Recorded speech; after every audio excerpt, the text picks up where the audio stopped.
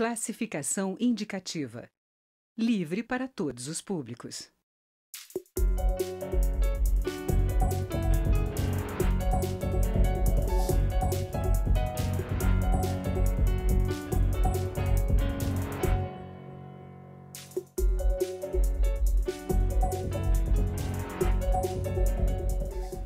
Olá! A Câmara dos Deputados está discutindo proposta que torna ainda mais rigoroso o regime disciplinar diferenciado, o polêmico RDD, utilizado em alguns estados para presos de maior periculosidade.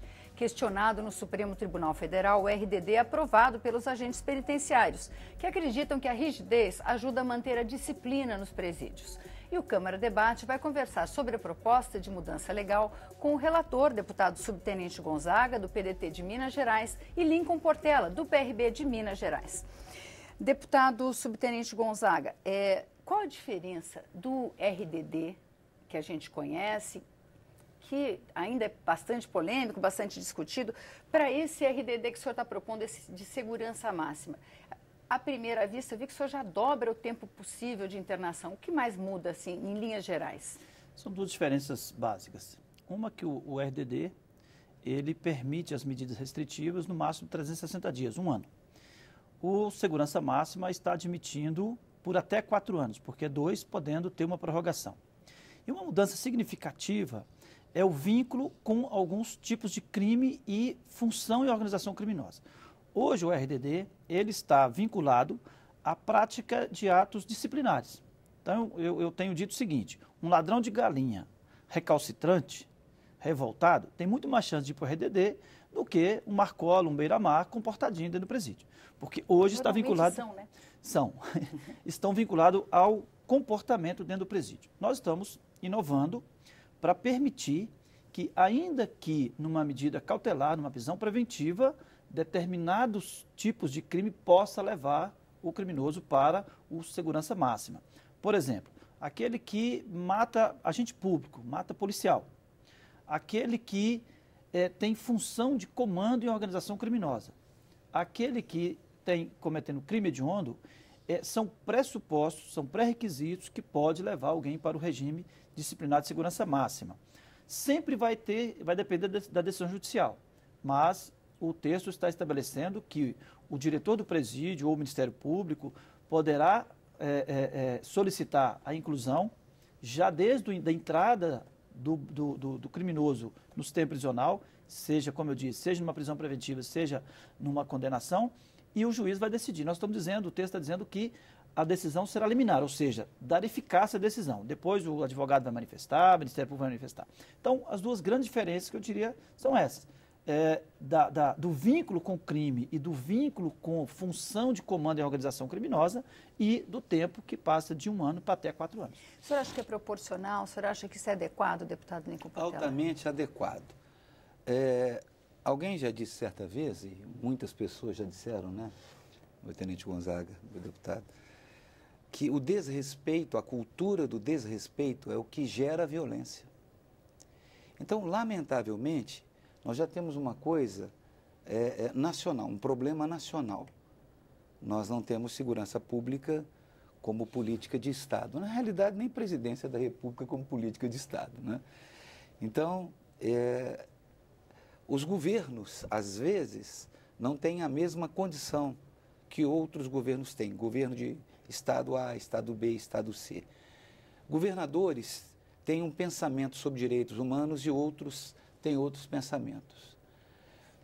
E, com isso, a mídia também tem o seu pensamento.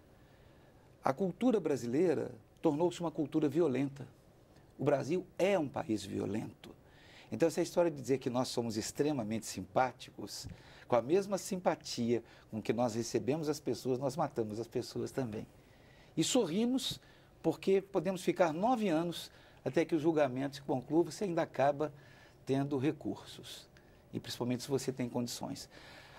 Na questão das organizações criminosas, é da mesma maneira. Os criminosos já perceberam que as leis não são devidamente respeitadas e eles já vão para um lugar onde a cultura do desrespeito funciona plenamente. Os cárceres brasileiros são verdadeiras masmorras tirando exceções.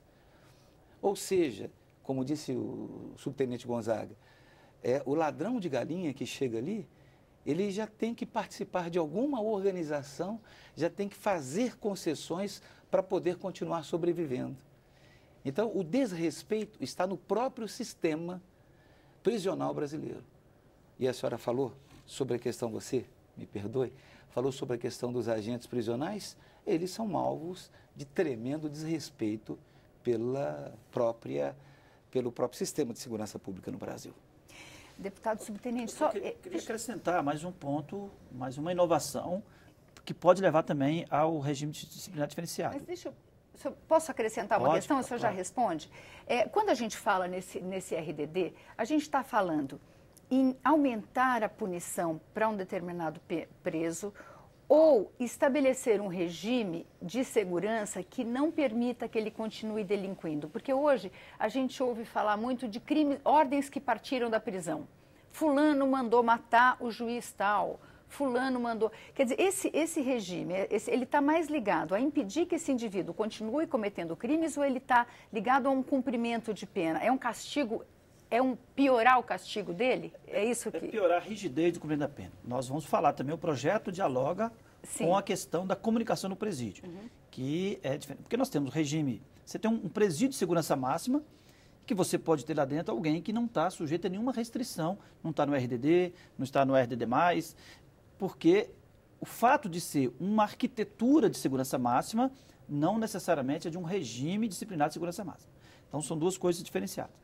O projeto cuida também da questão da comunicação, de impedir a comunicação nos presídios. É isso, a gente fala com mais Vamos falar. Cuidado. Então, assim, no regime disciplinar de segurança máxima, nós estamos criando um mecanismo para efetivamente isolar pessoas que o RDD não foi suficiente. As audiências públicas, principalmente com o Ministério Público, com o gestor de presídio, que tem que cuidar desses líderes de facções criminosas, aponta o seguinte: o isolamento é necessário para você conseguir cortar realmente esse link, cortar essa relação desse chefe com outros líderes, ou a capacidade de articulação. Por isso que tem que ter muita rigidez, né? E o tempo de 360 dias se mostrou ineficiente, infelizmente. Então, por isso, admitir até 2 anos. E também o vínculo, que não tinha. Essa é uma mudança significativa. Não tinha um vínculo com a prática criminosa. Então, por exemplo, o deputado Lincoln falou, e eu estava agora há pouco dialogando com um agente penitenciário federal. E se você chega lá, o ladrão de galinha chegou no presídio, ele é forçado a integrar uma facção sob pena dele ser eliminado. Ele tem que integrar uma facção. Em vários presídios é assim. Se nós estamos colocando que é um dos fatores para ir para o regime disciplinar de segurança máxima, exercer liderança, função de liderança e de comando numa organização criminosa, nós estamos dizendo que estamos instrumentalizando o Estado para, ao identificar esse líder que está forçando esse ladrão de galinha que chegou a compor uma comissão, ele passa a estar sujeito a ir para um regime disciplinar de segurança máxima. Então, a ideia é que, de fato, o Estado passe a ter instrumento para isolar essas pessoas, que hoje não tem. Então, deputado Lincoln Portela, o senhor falou da reiteração, desculpa aqui. Que é um outro fator da reiteração criminosa. Hoje, o nosso ordenamento jurídico fala da reincidência. A reincidência, ela é caracterizada no trânsito em julgado. Nós estamos criando aqui um conceito de reiteração criminosa, que é quando a pessoa é condenada pela segunda vez, ainda que na primeira instância.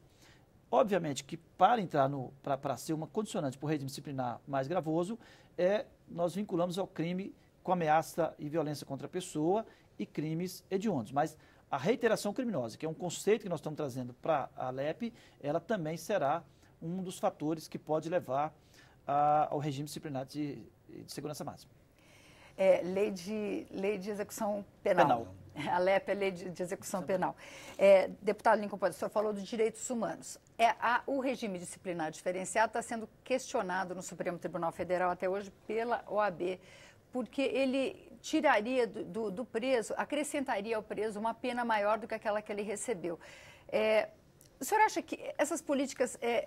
não é possível dialogar essa lei de uma defesa dos direitos humanos com uma lei de segurança mais rígida contra organizações criminosas? Qual é o problema? Por que o indivíduo é preso? Porque ele cometeu um crime, ok? Então, ele vai pagar por aquele crime, mas também para interromper a rota do crime. Esse é o problema. O reincidente, a rota do crime não está interrompida. Está aí o grande problema. Ele é um criminoso, ou se ainda não for, já está em linha de frente para ser um criminoso contumaz. Então ele tem que ser afastado, tem que ter esse regime diferenciado. Ou seja, cela individual, limite de visitas mensais, como está no texto, comunicação com outros presos, isso que o subtenente Gonzaga falou, não receber alimento e visitas por visitantes, proibir aparelhos de TV, rádio, som. A pessoa tem que sentir, ela tem que sentir que ela precisa de mudança. Agora, não é apenas isso. Juntamente com todo esse processo aqui, claro, há um trabalho que é feito também pelos direitos humanos, pelas pastorais, por outros grupos, para poder tentar fazer, porque inclusive nós temos leis que fazem com que pessoas que saem do sistema prisional possam ser contratadas por empresas. Mas como essas empresas vão contratar se elas não têm a própria segurança de que essa pessoa passou por um mínimo de ressocialização? Até digo, a gente fala em ressocialização hoje, até, me perdoe, um pouco de hipocrisia, porque nós não estamos vendo isso, raramente. E mesmo no mundo inteiro, ressocialização é um fator muito complicado. Você pega, por exemplo, uma Suíça, uma Dinamarca, e quer comparar com outros países, Finlândia, quer comparar com outros países. A ressocialização é um caso extremamente difícil. O mais importante é que tenhamos políticas públicas adequadas para que o crime seja impedido de ser cometido. Aí gera uma série de outras coisas que o Brasil não investe. E a gente vai fazer um pequeno intervalo e volta daqui a pouco.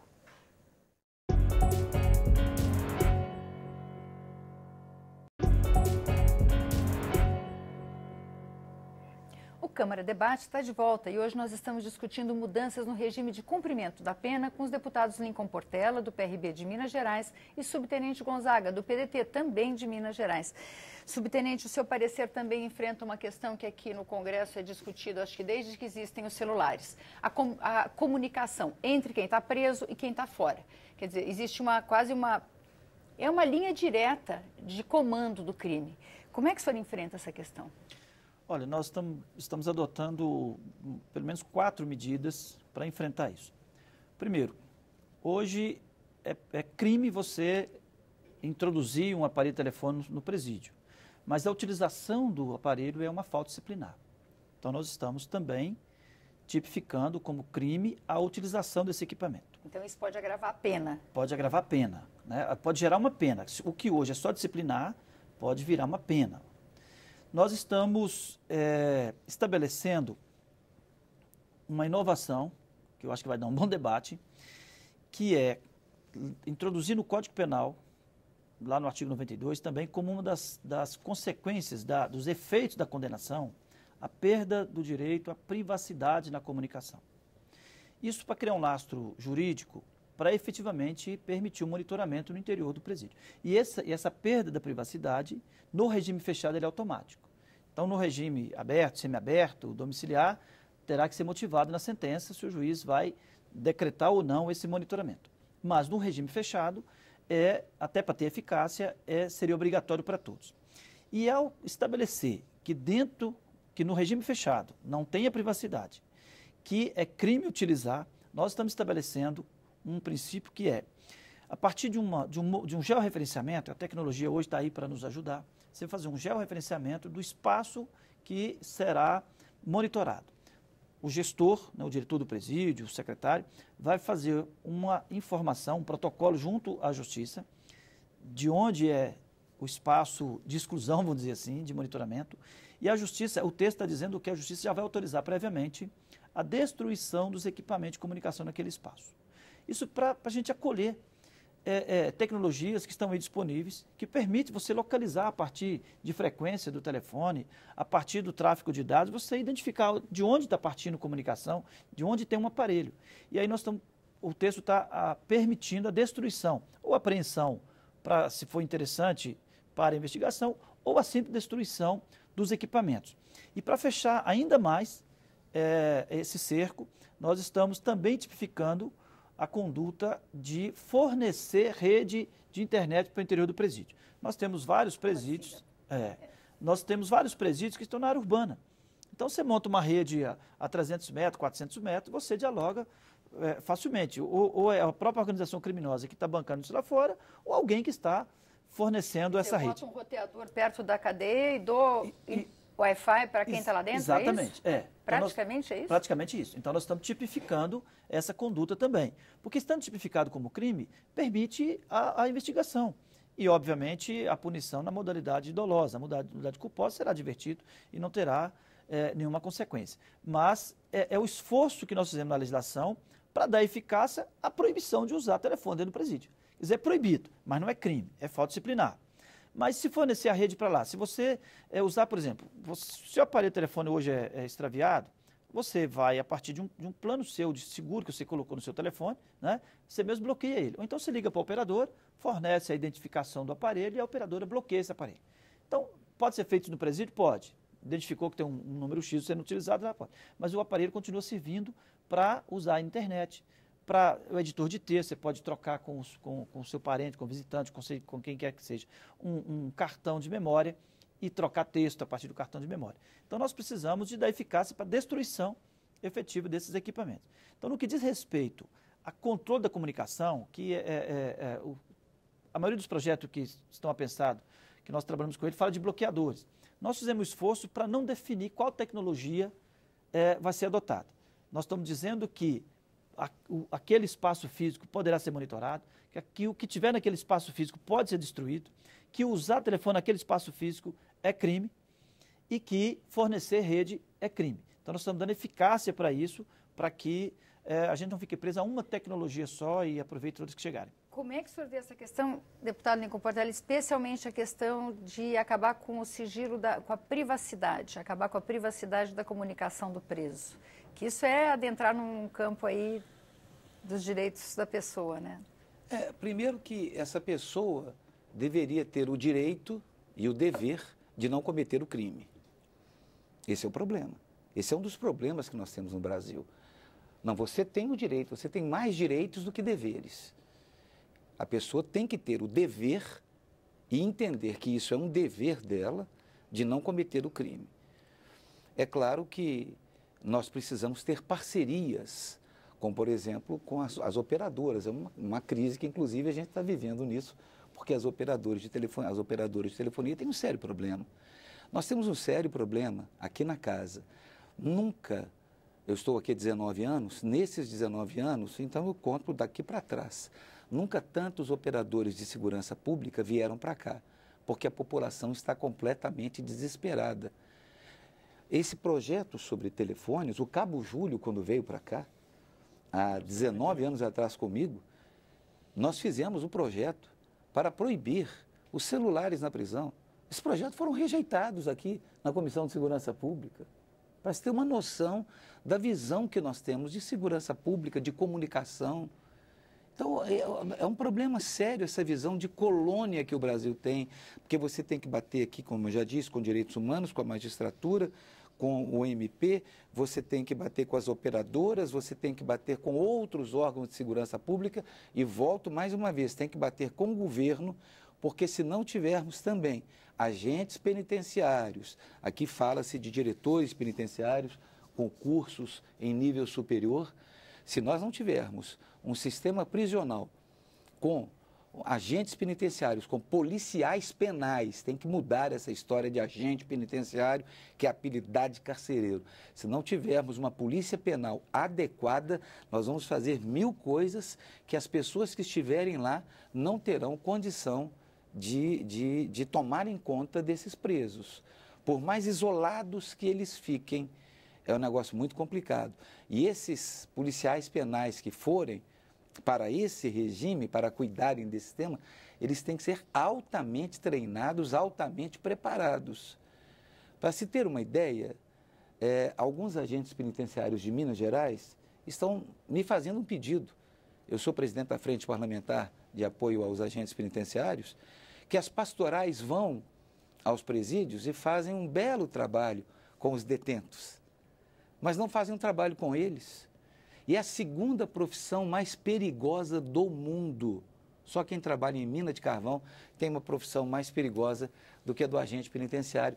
E se não houvermos a cooperação e um trabalho com eles, essa fiscalização aqui não vai acontecer devidamente. Eu queria lembrar que estarão sujeitos a tudo isso é quem tem uma condenação acima de 8 anos. Porque no Brasil, só começa o regime fechado, condenação acima de 8 anos. De 4 a 8, se o juiz decidir. Então, uma coisa que incomoda a população, deputado, as pessoas cometem um crime grave, pegam a pena, sei lá, de 20 anos de prisão. Aí, cumprimenta um terço da pena, um sexto começa, já está em liberdade. É possível mudar essa questão da progressão da pena? Quer dizer, é pouca pena? Eu não sei. É isso que eu estou perguntando para o senhor. É possível, né? E o nosso relatório, a comissão, aprovou essa alteração, né?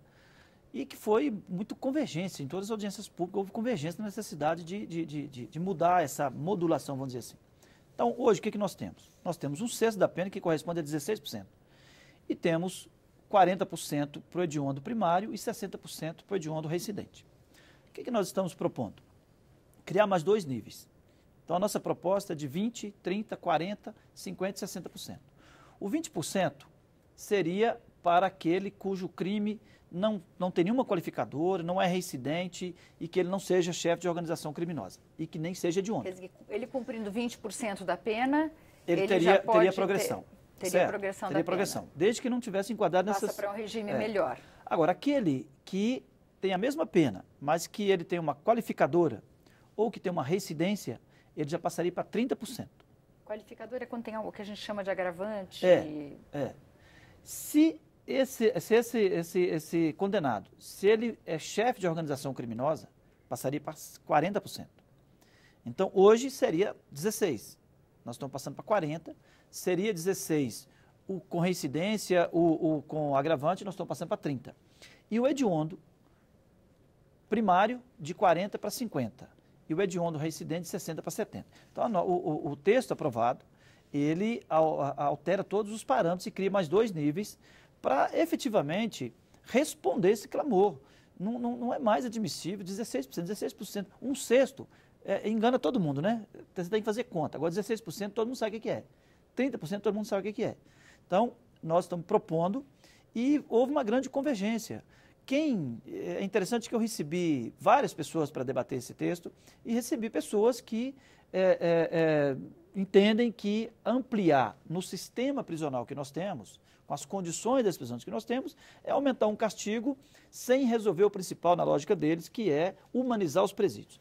Mas, sinceramente, eles tiveram muita coragem de fazer uma defesa muito intransigente, porque dialogar com direitos humanos na questão dos presídios é necessário, mas é no outro campo, não no endurecimento do cumprimento, e sim na ampliação de vagas, porque se nós não temos vagas, não é um problema da legislação. Se nós não temos recurso, como temos ouvido, outro dia a gente estava num debate e uma menina colocou lá do presídio do Rio Grande do Sul, olha, o Estado não comparece com papel higiênico, não comparece com material de higiene básica, então as facções criminosas estão comparecendo, estão fornecendo. Então, é o Estado que está deixando as facções tomarem conta. Isso não é o problema do que nós estamos discutindo aqui, isso é um problema de investimento por parte do Executivo. Eu gostaria muito de registrar, nenhuma legislação, nenhuma mudança da legislação, seja para endurecer, seja para relaxar, terá efetividade se o Executivo não fizer a parte dele, que é priorizar o sistema prisional. A segurança pública como um todo, mas, no caso específico, o sistema prisional. Deputado Lincoln Portela, para a gente concluir. Da mesma forma, o mesmo sentimento. Se não mudarmos as masmorras brasileiras, dia desses, uma emissora de televisão apresentou uma questão prisional onde os presos convivem com ratos, com baratas na água que eles bebem. Nós brutalizamos os detentos, os que cometeram os delitos. E essa história de chegar lá com um advogado que nós respeitamos, claro, todos nós na vida um dia precisaremos de um advogado para alguma coisa, Mas chegar lá, dizer isso, olha, você tem direito a isso, você tem direito àquilo, mas nós não falamos dos deveres, não preparamos essas pessoas para os deveres. Nós, me perdoe, meu deputado Gonzaga, estamos perdendo de 7-0 para o crime organizado. O Brasil está perdendo de 7-0. E a brutalização do preso, esse que chega lá, como disse o subtenente Gonzaga no início do programa, o ladrão de galinha, nós estamos perdendo ali, no início, do pontapé inicial, quando ele deve começar o sistema dele, a cumprir a pena dele. Ele não pode ser brutalizado a partir dali. Ele sai de lá muito pior. E nós temos, para concluir, uma visão de colônia, dizendo o seguinte: o cara que vai para lá, ele tem que sofrer mesmo, ele tem que pastar, ele tem que ser estuprado, ele tem que apanhar. Esse é o sentimento coletivo. E o Brasil, o investimento em segurança pública é muito menor do que o prejuízo que ele tem com a segurança pública. O Brasil tem mais de 5% de prejuízo com o PIB na segurança pública do que de investimento. Então é um negócio complicado. Parece que o tempo terminou, mas eu queria falar uma coisinha a respeito das operadoras, porque as operadoras não se sentem obrigadas a participar desse processo. Mas nós construímos um texto dizendo que as operadoras ficam obrigadas a garantir o acesso irrestrito à tecnologia e informações para garantir o efetivo monitoramento nas prisões. Acho que é um texto que construímos junto com a Anatel, junto com as próprias operadoras, e acho que nós resolvemos o principal conflito entre as operadoras e o sistema prisional. Muito obrigada, deputados. O Câmara Debate termina aqui. Você pode rever ou compartilhar este ou outros programas na nossa página, câmara.leg.br/Câmara Debate. Nós também estamos no YouTube. Obrigada pela audiência e até a próxima.